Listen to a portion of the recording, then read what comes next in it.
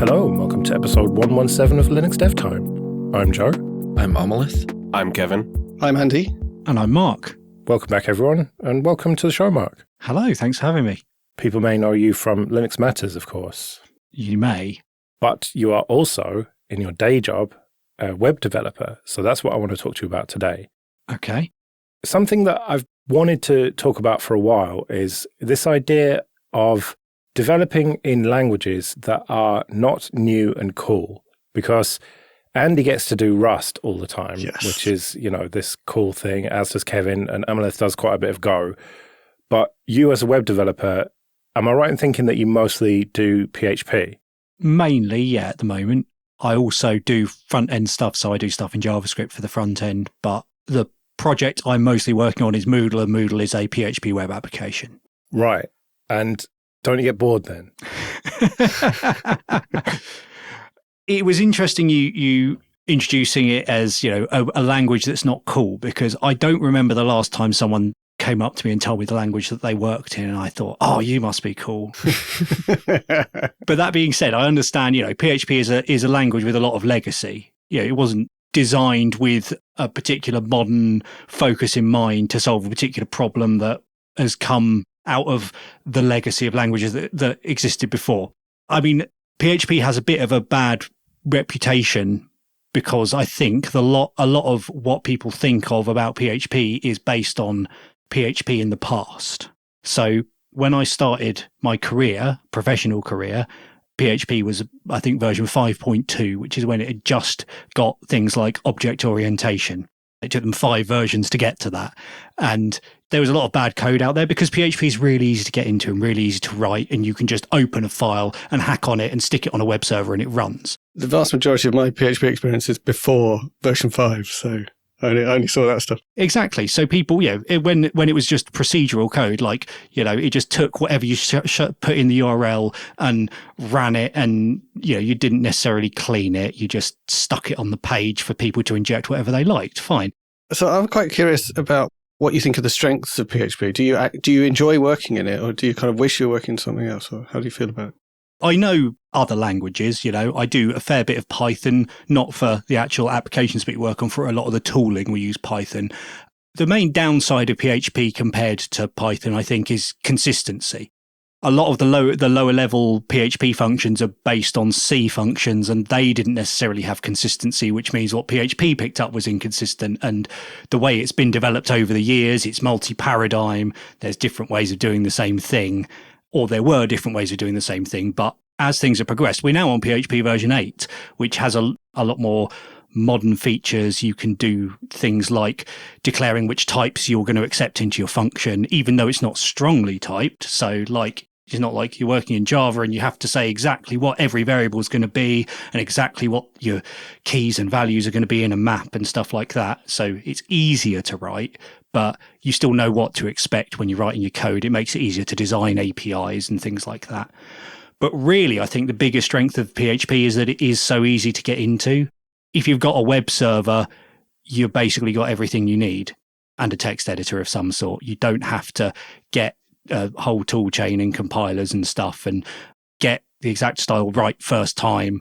You can kind of learn as you go. In my area where we're working, Moodle's an e-learning platform. And what you find in the Moodle community is that a lot of the developers there started off as teachers or students who used Moodle. And, they had Moodle running in their institution. They wanted to be able to make it better. And it was quite easy because it's running. That's all you need to be able to make changes and see what they do. So that is, I think, one of the strengths is that it's really easy to get into. I just wanted to say I've had the pleasure of using Moodle through all of high school, community college, and university, and it's excellent software. Oh, wow. I'm really glad to hear you say that, because a lot of people who've used it don't say that. I'd much rather use it than Canva or Blackboard or those other options. Yeah. Moodle has a similar kind of story to PHP, is that it's been around a long time, and there's technical debt. There's more than one way of doing things, and it's evolved, but it's improving, and it's now got a focus on trying to do things right and in a modern way. One of the things about the PHP ecosystem that's evolved in recent years is a body called the PHP Framework Interoperability Group, FIG, which is where you've got a few really big web applications that are written in PHP, like Moodle and Drupal and WordPress and MediaWiki. And then there's other PHP frameworks like Laravel. And I'm not going to name a load of others because it'll turn out they're not in the FIG and I'll get myself in trouble. But people from all of these projects are now working together to define standards of PHP tooling and things like that, and recommendations for how things should be implemented. So if you're moving from one PHP project to another PHP project, you know that you're going to have the same sort of things available in the framework to do things in a similar way, which I think is really cool. That sounds like a real sign of maturity to me. Yeah. Is that something you have in the Rust world? I don't know if we have something exactly like that. There is various like foundations and splits between like project leadership and things. So I know that they have tried forward thinking about some of this type of stuff, but I don't know that the Rust language is at that level of maturity yet. Yeah. Especially, I think Rust is right around the 10-year-ish mark from 1.0, which while being a decade is still, I think, baby steps when we're talking about like language newness. Yeah, I think the Rust community is kind of proudly more in a kind of innovation phase than maturing phase. You know, how you even write a web framework is still being figured out, I think.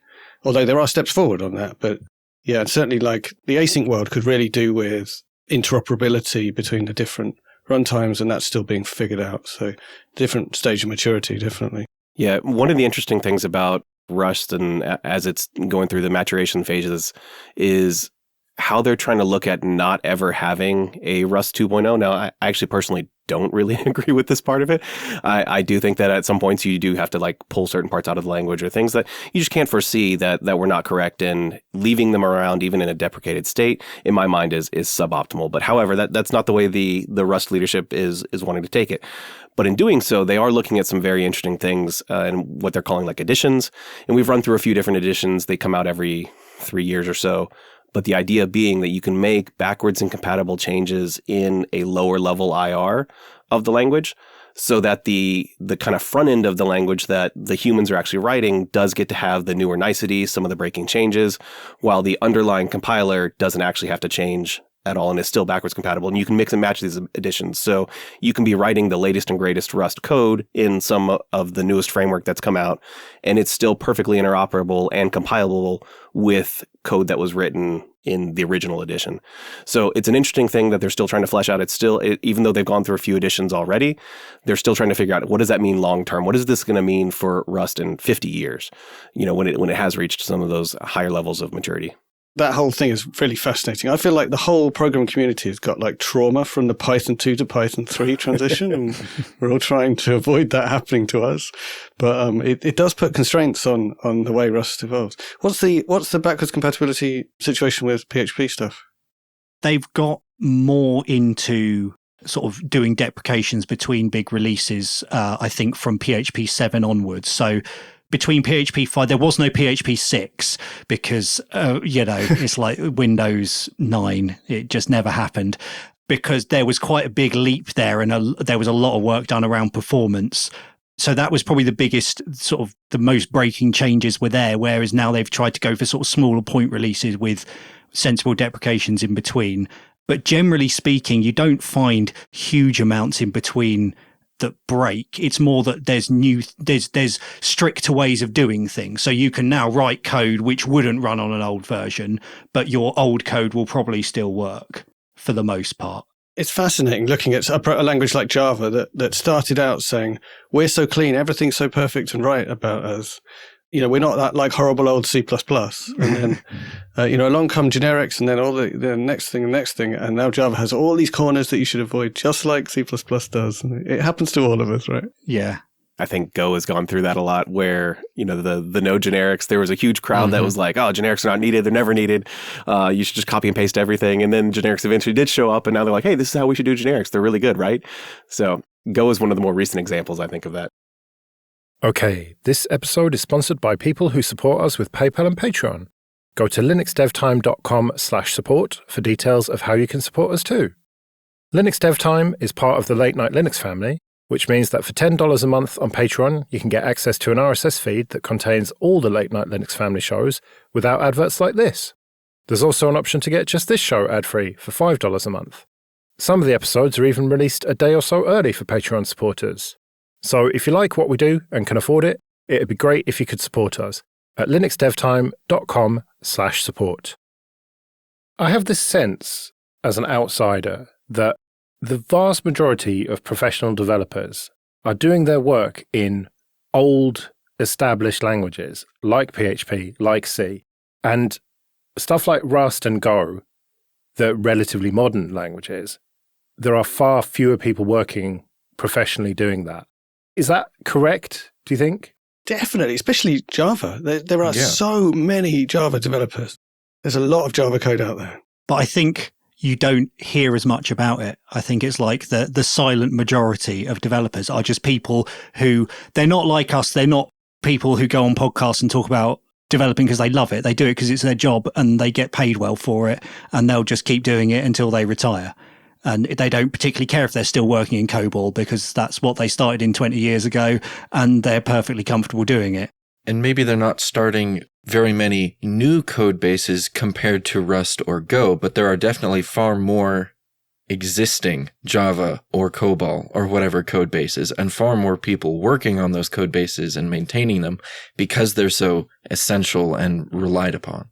I think there's also languages that have evolved with the times, and while they may not be like the newest and shiny language nowadays, C# is one that comes to my mind, right? Where it's, I would say, in the more well-established languages, been around a long time, there's probably millions and millions of .NET developers out there who don't go on podcasts and talk about their latest and greatest language, but that is also a language that has, I think, continually evolved. And I know a lot of people that write in C# and really, really enjoy writing in C#.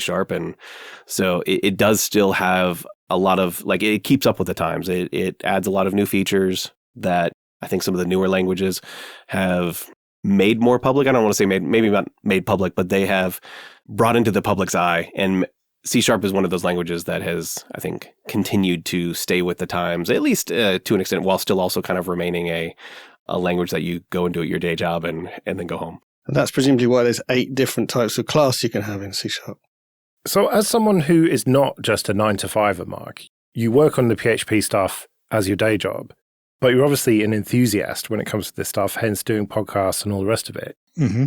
Do you, in your personal time, explore other languages then, some of the more new, exciting ones? I have done in the past when I've done like personal projects. I've done my personal stuff in Ruby or Go a few times. Generally, at the moment, I tend to go for Python just because I tend to find it's easier to, if I want to script something quickly.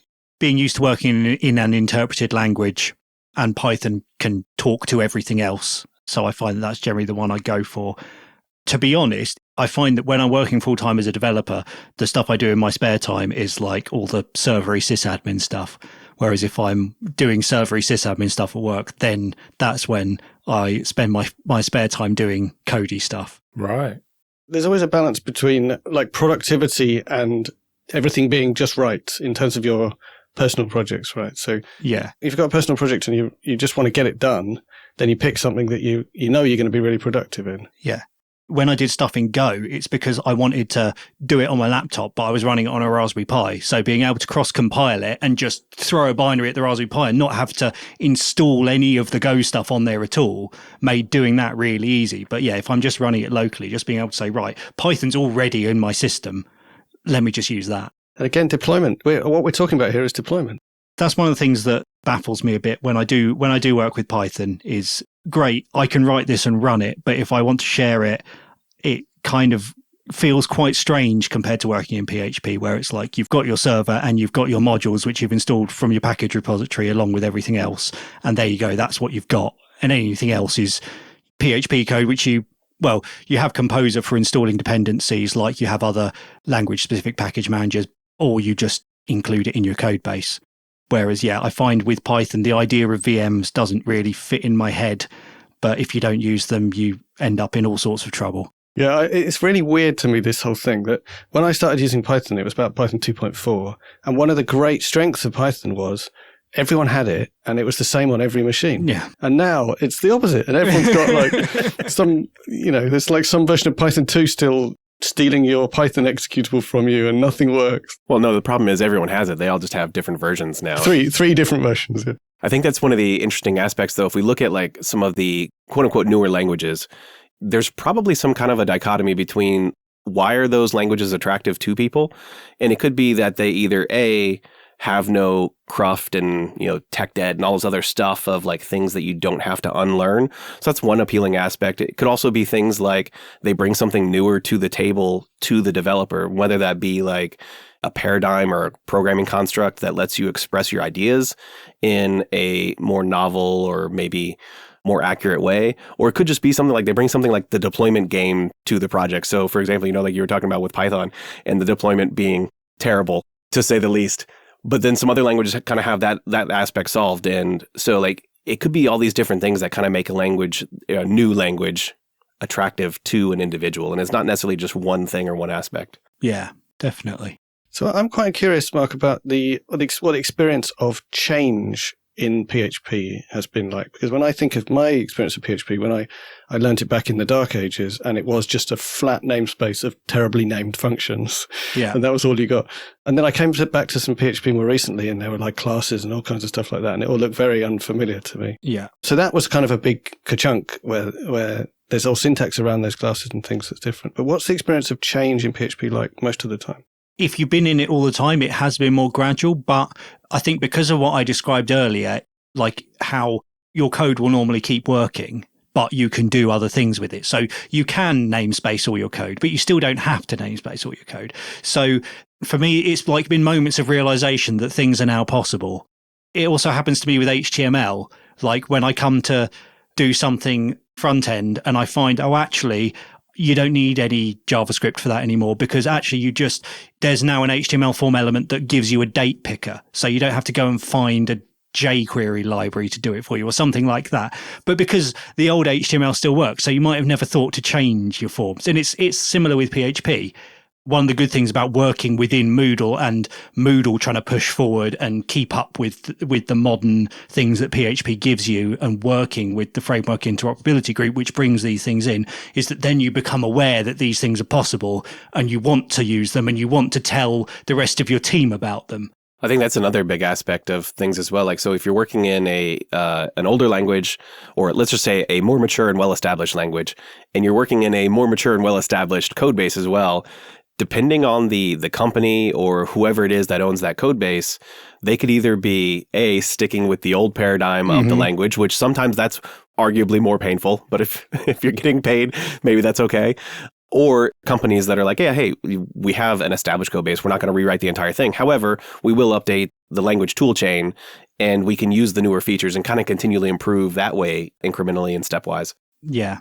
Also, I did the same job in my previous employer, and they were they wanted to be at the forefront. They were building stuff, they were contributing it upstream, and they wanted to be running the new version. So they were getting it from upstream rather than backporting stuff locally. And that meant keep up with everything. So that's kind of set that in my mindset for where I'm working now as well. It sounds a little bit like the kinds of things that you get in the C++ community, where you often get individual developers incredibly frustrated that either their company or their team won't use the new ways of doing things, but the old ways still work perfectly well, so why would you change? Well, a big problem in the PHP ecosystem, particularly between the PHP 5 and the PHP 7 move, was that a lot of the way that people run PHP web apps is on shared hosting, and they would find that their host just wasn't going to update PHP. They didn't care. They were like, I've sold you hosting with PHP. That's the version you get forever. Doesn't matter that it's out of support. Doesn't matter that there's a million CVEs open for it. That's what you've got. If you want to use something else, you've got to move everything to a different provider. So there were lots of people like Moodle users saying, I can't upgrade to the latest version of Moodle because now it needs PHP 7 and I can't run that on my shared hosting. The recent PHP that I've written has been because it's been on shared hosting, but fortunately they do keep up to date with versions. But I've still written terrible old PHP, so I didn't need it. It's got better because of people getting in that situation. I think the demand has pushed the hosting providers to make it easier to either have multiple versions of PHP available or to keep up with what's supported. Right, and projects like Moodle presumably have been part of that happening. Yeah, basically Moodle doesn't support out of life PHP versions, I think is the basic policy. So it depends on exactly how the PHP release cycle lines up with the Moodle PHP and support cycle. So the version that you can install on will be supported under Moodle until the end of that version's life, but it might not be getting security updates for PHP anymore, even if you're getting security updates for Moodle. But generally, they like to retire the end-of-life versions as soon as they can. Makes sense. Maybe that's a lesson to the language designers then to not support older versions for as long as I think some places do. I mean, I think if you were to boil down the Python 2.3 thing, that was one of the driving factors that elongated it so long, was that Python 2 just continually was supported. And then eventually, yes, they put their foot in the sand and said Python 2 is no longer being supported as of this date. And then sure, we had another, I don't know, a decade or something past that. We're still trying to move people past Python 2, but I think this is hypothetical, we can't prove it, but maybe had they ended support for Python 2, 2 or 3 decades ago, maybe we wouldn't have ended up in that situation, and companies would have hopefully tried to stay somewhat on a supported pipeline. It's really difficult that though, isn't it? Because there's an implicit contract with your users of you write code in this language, it's going to keep working over the long term. And if you then change the rules and pull the rug, that is a concern. And I also think I think our culture has changed, right? So we now understand that software really needs to be up to date all the time because of security. And I think at the Python 2 time, we didn't really understand that in the same way we do now. Yeah. Yeah, security's been the huge aspect where half the stuff that quote unquote worked or works right now very well may not from a security standpoint here in the next 5 years, right? So it's not necessarily just does the code work, does it run, does the light turn green, but we're finding out so many different ways to break computers, and that I think staying up to date is almost I won't say a requirement, but it's one of those things that I think companies should do a little bit better on, trying to stay up to date, because you just never know what's around the corner. You never know what CVEs are going to pop up and how someone's going to think, to break the system. But the other question for you, Mark, is is it fun? Is it fun to write code in PHP? This is fun for me as it is to write code in anything else. I like problem solving. It doesn't really matter to me what language I'm writing, to be honest. I mean, if I think about what languages I really like writing Ruby and Go. I think those are my favorite languages to actually write. But honestly, I'm more concerned about solving problems than I am about exactly the language I'm writing to do it. What about when you wrote your text adventure in Bash? Was that fun? Honestly, getting it all working and getting it so that I could, you could do multiplayer over Telnet, that was quite fun. Work out how on earth you do that. Getting all the syntax right, understanding how to do arrays in Bash was not a walk in the park. But, realizing that things are possible, which you didn't imagine would be in a million years, and managing to do them was still quite fun, even though it was in Bash. And satisfying, presumably. Satisfying. Yes, that's the word. It's definitely satisfying. For a programming thing, education thing at work, I wrote a whole load of stuff in Bash, and I ended up figuring out how to do associative arrays, like dictionaries in Bash, which is obviously, it's a feature of Bash for quite a long time, but no one knows how to use it because the syntax is so weird. So I wrote a blog post about it, and it was easily my most popular blog post for years. I might have used that when I wrote my game. Well, let's hope so. In a previous job, we had it was around 50,000 lines of Bash, a single program. That was probably one of the only times where I've said, this is not fun. Right, well, we should probably wrap it up. Thank you very much for joining us, Mark. It's been absolutely brilliant. Yeah, it's been really fun. Thanks, guys. Yeah, we'll put a link to Linux Matters and anything else you want in the show notes. Cool. We'll be back in a couple of weeks, but until then, I've been Joe. I've been Amath. I've been Kevin. I've been Andy. And I've been Mark. See you later.